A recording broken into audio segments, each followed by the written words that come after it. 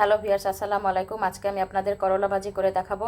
এর জন্য আমি এখানে দুইটা করলা নিয়েছি, সাথে দুইটা আলু নিয়েছি। আলু আর করলাটাকে কেটে কুচি কুচি করে নিয়েছি, তারপর ধুয়ে পরিষ্কার করে নিয়েছি। চলুন রেসিপিটি শুরু করা যাক। প্রথমে আমি একটা কড়াইয়ের মধ্যে পরিমাণ মতো রান্নার তেল দিয়ে দিয়েছি। এখন আমি এর মধ্যে পেঁয়াজ কুচি দিয়ে দিচ্ছি, সাথে রসুন কুচি দিয়ে দিচ্ছি সামান্য পরিমাণে, আর কাঁচামরিচ কুচি দিয়ে দিচ্ছি।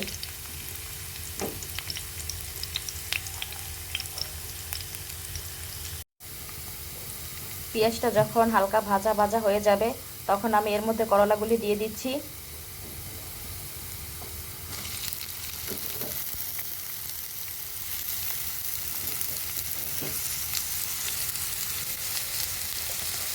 এখন আমি স্বাদ মতো লবণ দিয়ে দিচ্ছি করলার মধ্যে।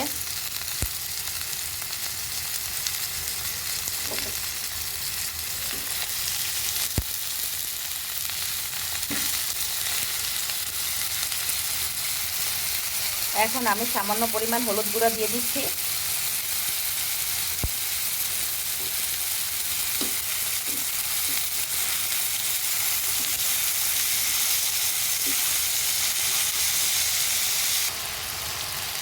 এখন আমি করলা ভাজিটা রান্না হওয়া পর্যন্ত অপেক্ষা করছি।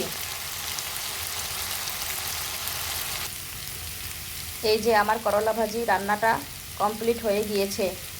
আর আমার ভিডিওটা যদি ভালো লাগে লাইক কমেন্ট শেয়ার করবেন, আর চ্যানেলটাকে সাবস্ক্রাইব করে পাশে থাকবেন। সবাই ভালো থাকবেন। আল্লাহ হাফেজ।